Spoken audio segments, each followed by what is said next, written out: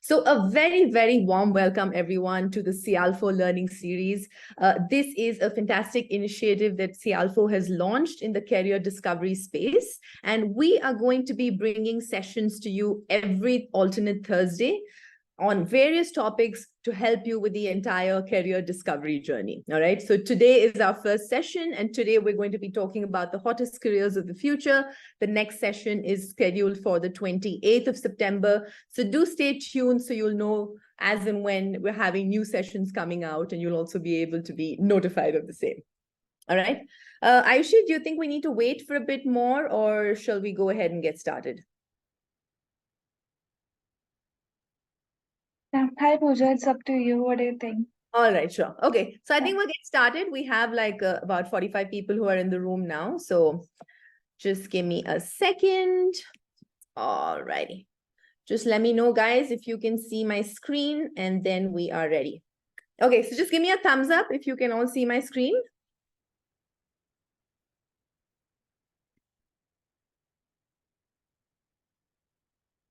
Great. Thanks, Harsh. I can see. Okay, fantastic. So we're all set to get started. Now, today's session in the Cialfo Learning Series is the hottest careers of the future. All right. Now, what we're going to look at today is a whole bunch of various career options and career avenues that have really blossomed in the last few years. And we're going to be starting with modern farming. Modern farming, what is that really? Now, the world's population has crossed 8 billion. 8 billion people on this planet. And do you know what it is that none of these 8 million people can do? Create their own food. Only plants perform photosynthesis. Humans cannot, right? But what do we need to do? We need to eat. Now, normally people think of agriculture as a job of, say, the previous generation or something that people used to do, right? But in reality, it is the opposite. Because in the future, we will need smart, educated farmers, correct? Our soil is getting degraded, the topsoil is not being replenished, and nutrients that we get are really low from everything, correct? So what we need really going ahead is a green revolution, which only modern farmers can bring. Now, as per the World Economic Forum Future of Jobs report, green transition is going to be key, which is why various new methodologies like vertical farming, for instance, have become very popular. And this is done by stacking in layers, correct? What happens is more crops can then be grown in lesser areas. And hydroponics, has anyone heard of hydroponics? Where plants are actually grown without soil, right? Now, these modern farming techniques need very specialized skills, right? And we need specialists to execute these. So what we're looking at doing is very precise decisions are going to be taken, right? You need people to analyze the health of soil. You need people to look at data. You need people to analyze the weather patterns and then make decisions based on that. If we look at it in the future, this industry is going to cross 15 billion by 2028. Which brings us to the next point of climate change. Now, climate change, we all know, is a real issue. And every single person knows that we have to reduce our carbon footprint, right? But what is it that any of us or many of us or all of us are really doing in this space? There is a lot of space for more work to be done. Over June, July, and August of this year, we actually crossed the hottest 3 months that the Earth has ever seen. And 6,500 wave records were broken across the world, correct? So we're constantly looking for solutions. Now, we need electricity that's generated by solar power or windmills, and the demand for renewable energy specialists is constantly on the rise, right? When you look at the next segment, we're coming into ESG specialists. Has anyone heard of ESG? Environmental, social, and corporate governance. Okay. Now, what this means is that these are basically specialists who can monitor what a company's impact is on the environment. How can they reduce the damage, and what are the actions that they need to take? Did you know that Google has said that they are going to hire 20,000 specialists in this space in the next 5 years, and PricewaterhouseCoopers is going to create 100,000 jobs for ESG specialists? The future really belongs to green jobs, and they are likely to add 30 million job roles by 2030, okay, and also add 3.5% to the global economy. So essentially, when we look at these areas, we see that green areas are going to be taking a huge impact. The next area is artificial intelligence. Now, this is something that everybody already knows about and everybody already talks about, and everybody is also worried about. A lot of people think that AI is going to replace them. But the truth is that you will not be replaced by AI, but you will be replaced by someone who knows how to use AI. Now, why is this the case? Because there is technology, there are changes that are happening, and the more we hesitate to adopt these changes, we get left back in the game. All right.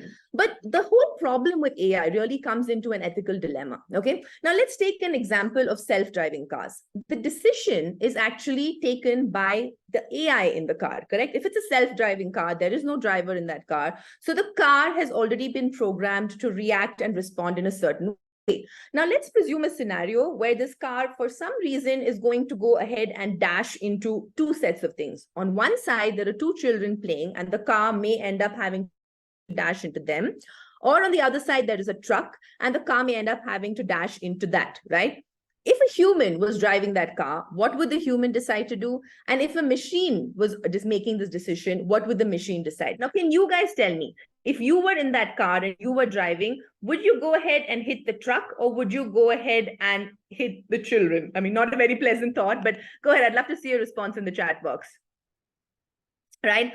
So many people are saying the truck, right? So the truck is absolutely the right answer in that scenario from a moral perspective, because that's how we think. But imagine if the car has been programmed to say, someone saying I would hit the brake. Ashwath, great idea, but we're looking at a scenario where you have to end up hitting something.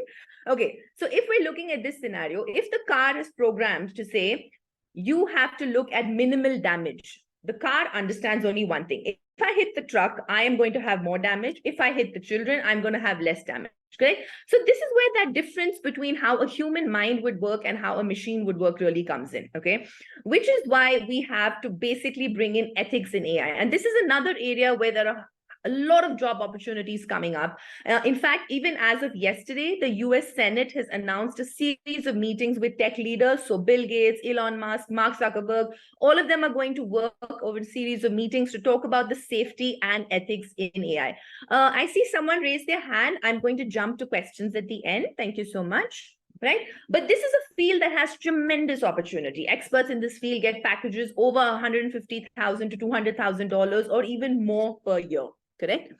And this is where it naturally leads into a field of robotics. Now, AI is essentially the software, correct? It's basically the mind.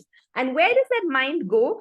Putting that software into a hardware system is where robots really come in, correct? Now, to become a robotics engineer, you have to look at an in-depth understanding of engineering principles and apply that knowledge to the development of robotic systems and components, okay? Now, cybersecurity, hacking. Okay, tell me, is hacking something that is good or bad? You can just put good or bad in the chat box. When I say hacking, is it something that is good or bad? I see someone saying both. Everyone's saying good, some saying bad, some saying good. Yeah. Today, we're going to be talking about what is referred to as ethical hacking, okay? Not hacking in the sense that something that promotes theft, but something that prevents theft, correct? Now, when Apple launches its new OS, right, many ethical hackers find bugs in them and they get paid millions of dollars to do those. Okay. Now, these are called bounties. Apple paid out $20 million via its bug bounty program. And many other companies do that too. Microsoft, Google, everyone is looking at that. But there is high competition in this field while there are high opportunities. Now, first of all, there would be a software engineer somewhere who's really smart, who's gone ahead and designed this, correct? Then there would be hackers who think they're probably smarter than the engineers and they want to find weak links to kind of crack into that. And the cybersecurity experts then have to be even smarter than them to be able to find those weak links before the hackers do, right? So there are lots of opportunities in this space, and that's where we're looking at a lot of development also coming in. Blockchain. Has anyone heard of blockchain, and in what context? In what context have you heard of blockchain? I see Manu there saying, yes, cryptocurrency, exactly. Now, after what happened with cryptocurrency, a lot of people wrote off blockchain, right? But we have to remember to separate blockchain technology and cryptocurrency, because blockchain can be used for so many more things than just cryptocurrency. And there are increasing number of companies that are using the blockchain technology for different things, for healthcare, real estate, sports, banking, energy supply. Many industries have now started using blockchain technology to facilitate transactions between two parties without the need of a third party. All right. And everywhere you turn around, guys, what is it that we constantly see? Data, right? Data, data, data, data, everywhere where we look, right? Which brings us to data science. And what does data science mean? As companies continue to gather more and more data about various things, right? Even every time you guys are online, maybe you're looking for some information, someone at some point is gathering data on that, right? So as companies continue to gather more and more data, we need people to analyze this data in the best way possible, right? And to be able to communicate what it means.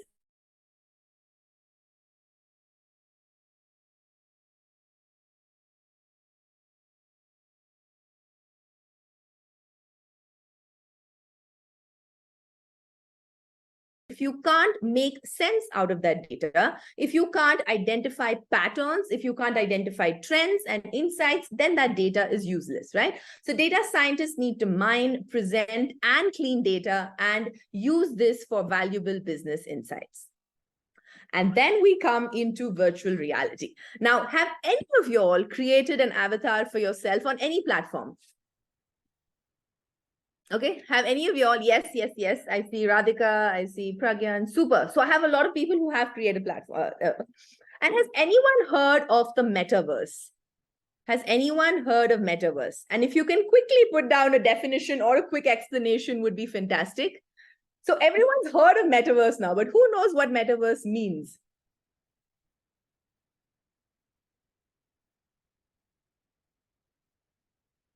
Okay.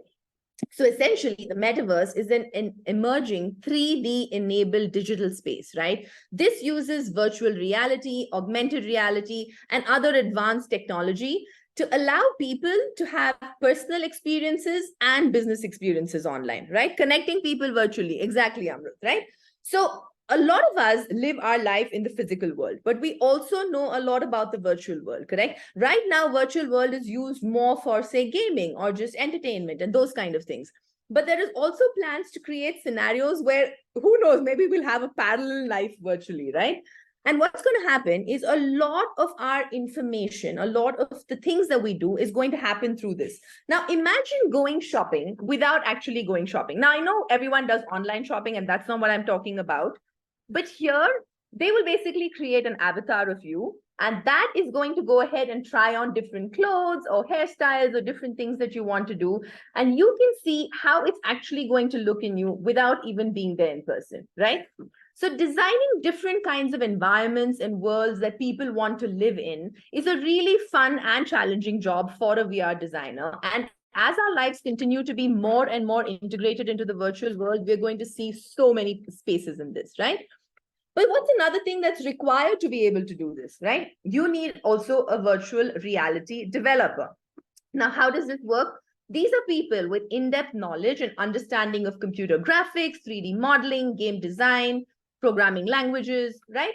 So on one hand, you have a designer who's going to conceptualize this entire world, and then you're going to have a developer who's actually going to go ahead and build this for you, all right? Then we come to the next space, which is fintech. Now, what is finance, first of all? What does finance mean? What do you think of when you hear the word finance? Anyone in the chat box? What do you think of when you heard money matters? Exactly, Manu there. Right? Money, finance, numbers, data. These are the things that come into your mind when you think of finance. Now, finance as a very broad industry, correct, comprises of recording and maintaining the flow of money, whether it's a private company, a public company, any organization, educations. So using technology now to help deliver all of this faster with a lot more efficient services to the customer is what is called fintech, correct? So very, very simply put, In the olden days, we had to walk to a bank to be able to check our balance, withdraw money, do any of that stuff. And today, you can do all of that from sitting at home, right? So that, in the simplest nutshell, is what fintech signifies. Net banking, exactly, Radhika, right? So what are some of the careers in this space? A fintech innovation consultant. Now, this person would need an in-depth understanding of the financial sector. He also needs to understand where are people having problems, right? What are some of the challenges that people are facing? Because adoption of any technology really depends on innovation, right? We have to be able to devise innovative answers to different problems that people are facing. And this is where a fintech innovation consultant comes in. Investment banking. Now, investment banking is something that everyone's heard of, but it's still a very, very important area, right? The concept, I mean, everyone earns a salary, or maybe they run a business. Everyone makes money through different kinds of activities that they engage in. But where investment banking comes in is really, how do you multiply your wealth using previously earned money, correct? So maybe you've earned 1 lakh. What are you going to do with that? How do you put it into maybe the stock market or different instruments? And how do you multiply that money, right? So an investment banker focuses on handling the investment portfolio by investing people's money in different places and the right places so that they make more of a profit and less of a loss. And then we come to a financial analyst. Now, a financial analyst has to analyze the financial status and figure out how to manage the risk, right? With every company, there's going to be growth, there's going to be expansion, there's going to be new products that are being launched, right? But everything comes at a cost. And it is the responsibility of a financial analyst to be able to provide insights to the company by using data analytics, by using business intelligence, and help the company make strategic decisions, right? So he has to analyze the financial status, the risk, the profitability, or again, the loss-making potential, and then evaluate if this is something that they can go ahead with. Now we come to the digital universe. Now, this is something that I'm not going to go into much detail about because I'm sure all of you know a lot about this already, right? One of the things we learn about is internet solopreneurs, right? Everywhere you turn, whether you're on Insta, whether you're on Facebook, you see a whole bunch of people who are able to conduct their businesses online, right? It could be something like pet food. It could be something like clothing. It could be tattoos. I mean, it could be anything really, like shoes, whatever it is that they want to go ahead and sell. So never before was there a paid promotion on YouTube. Exactly. Perfect. Whose was that? Manuday. Yeah. Right. So all of these areas are where it has enabled people to go ahead and do things that they couldn't do otherwise, right? So a huge breed of internet solopreneurs have come up. Then we have influencers or content creators. Now, give me some names of influencers that you guys follow in the chat box, please. Who are some of the influencers that you all find interesting? You can just drop it there. No one. Okay, superb. Somebody said no one. Pushing ordinary people. Yeah, so Maithili has an opinion that this basically leads influencers to push ordinary people to mindlessly consume products. So the thing is that it's not very different, Maithili, from, say, advertising, correct? There are always going to be options out there, but I think we need to kind of have a little bit of discretion in what we want to consume or not, right? Cleo Abraham, okay, good, great. So you all know what influencers are and content creators, correct? And this also becomes another source where they are able to do these paid partnerships and sponsorships, and there's a whole ecosystem that kind of survives over there too, right? And then e-commerce, any purchase that you're making online, any kind of transactions that you're making online, all of this comes under the e-commerce space, correct? Again, I'm not going to go into this. I know you guys are already very well versed with this space. The next area, which is a huge area, is healthcare. Now, in healthcare, there is a concept called telesurgery. Now, telesurgery is when surgeons control robots from hundreds or even thousands of miles away to be able to do surgeries. And while this might sound like a really scary concept, it is soon going to be a reality. And the fact of the matter is it's only a question of time before medical schools start actually training students in telesurgery. By 2025, it's expected that the medical robotics market is going to cross $12 billion. All right. And then we come to lifestyle strategists. Now, these are people who will help patients understand all the data being collected by their smart devices and then help them create personal lifestyle, diet changes, workout plans. Radhika is saying dietitians. Yes, Radhika, that's right. But also more comprehensive because it's everything. It's diet, it's exercise, it's a whole bunch of things. Maitli is saying, how can people trust robots with their health? So essentially what's happening, Maitli, in this scenario is a doctor somewhere is actually monitoring the robot. It's not that the robot performs it on its own entirely, but they are using this like how laparoscopic arms, right? Pragyan said through using laparoscopic arms, those would be the things. So the actual, the instruments that are going in or the actual surgery is being performed by the robot, but it's still being directed by a human mind, so to speak, right? So there's also a scenario where there is somebody called a molecular dietitian. Now imagine that a person is going to analyze your molecular structure in your body and then suggest an effective plan. Now this is really taking personalization to a new level, right? And a lot of this data ends up being sourced from wearable devices, right? It's expected to cross 1 billion units, which means a huge percentage of people on Earth are going to own things like smartwatches, meditation headbands, food scanners, etc. So actually, therein lies another career opportunity, right? Do you want to be a user, or you can actually be someone who can go ahead and create these devices too? The next thing we come into is bioprinting. Now here we use cell and biomaterials to actually recreate and make body parts. In the next 12 years, scientists are expecting to have an entire bioprinted functioning animal heart. Okay. The ultimate goal will really be to bioprint entire human organs to help people who are on transplant lists, right? So bioprinting is another great field to look into if you are interested in biology and want to be involved in something that's really going to revolutionize the industry going ahead. And last but not the least, we come to mental health. Now, this is something that everyone is aware of. And the fact is that mental illness can affect people of any age group, right? There could be genetic factors, environmental factors, stress, dependency on devices. I mean, there are so many reasons why it can actually lead up to this. And according to a World Health Organization, WHO survey, half of all mental health conditions start by age 14. Okay. So even in this space, there are multiple roles, right? Someone could go ahead and become a psychiatrist. Someone could become a psychologist, a psychotherapist, a psychoanalyst, a caregiver. And all of these call for differing skills and aptitudes, which is how you kind of decide what it is that you want to be.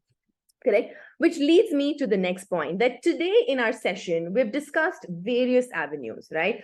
And within each of these areas, there are various job roles, right? So your first step is to really identify a broad area or domain of interest.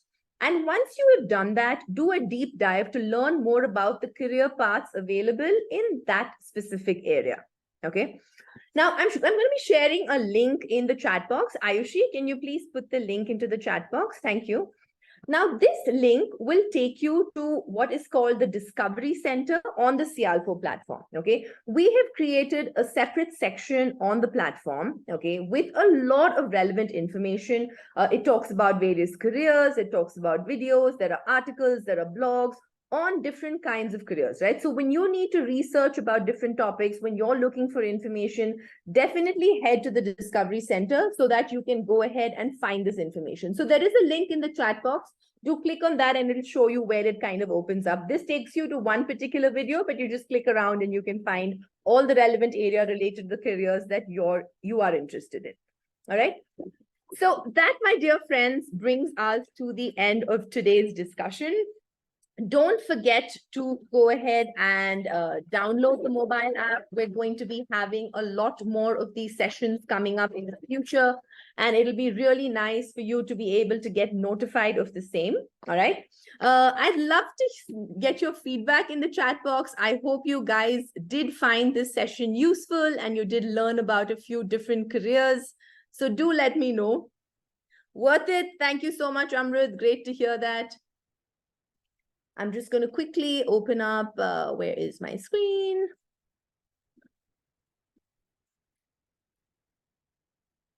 I'm just opening up this again. This is the QR code for you to download it if you need to go ahead and look at it.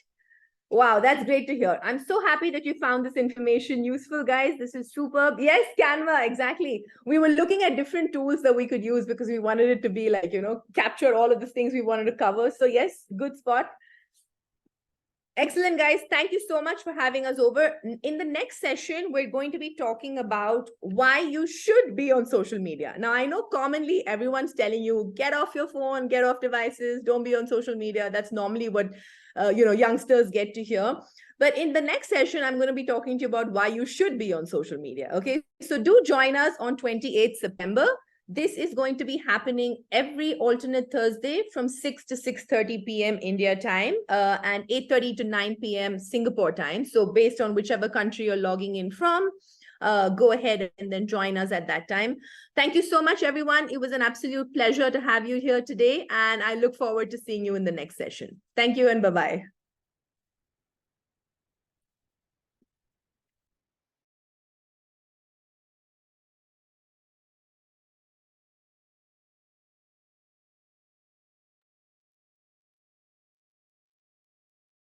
Great to see all the feedback in the chat box. Thank you so much, students, for attending. Really happy that you all found value in it.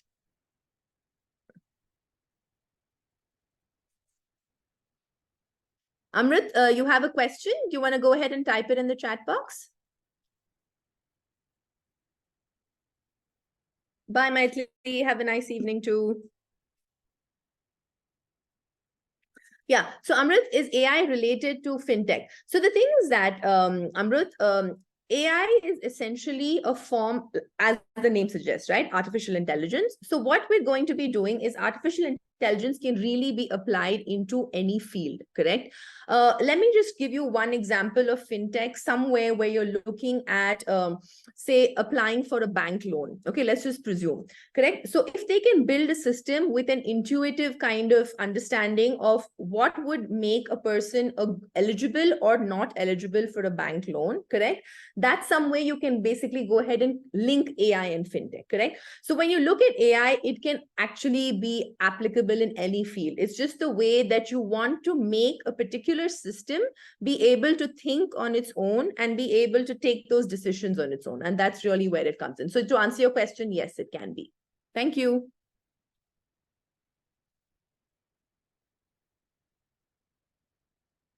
Is it possible to integrate business and data science? Absolutely. Pradyun, remember we spoke about financial analysis, correct? Now, with financial analysis also, it does integrate a large amount of data science information or data that really comes into it. On the other hand, data science and data that we use is basically used by companies to be able to make business decisions, okay? I'll just give you a quick example. Let's presume that a company wants to launch a new product, okay, and they create some ads for it. All right, they're not sure whether they want to position this product for, say, teenagers or for people in the age group of 30 to 40, because anyone can really go ahead and use it. When they go ahead and put this ad out, they then start tracking the data in terms of who are the people, or rather the age group of the people who are clicking on this link more commonly, correct? So in that sense, they are looking at the data that they have received, and then they're going to make a business decision on which is the target audience that they want to. So yes, it is possible to go ahead and do that. Amrit is saying, what's the next webinar about? It's about why you should be on social media, Amrit. All right, super guys, I think we're over our time. Thank you so much everyone for joining and your very active participation. It was a great session for me too, and have a good day, and I'll see you all in 2 weeks time. All right, so on the 28th. Bye-bye.